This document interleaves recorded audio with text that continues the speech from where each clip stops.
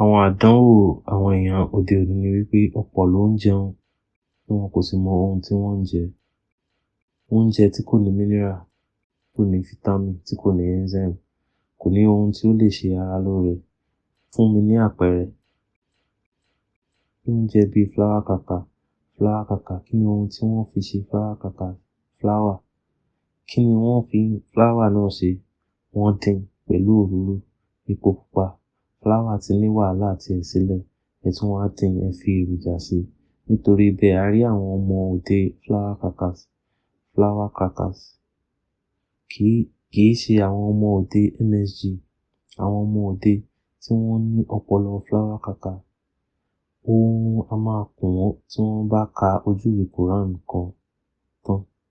Wọn kò ní dìde kírun lóru ká tó wípé wọn yóò dìde fún jihad.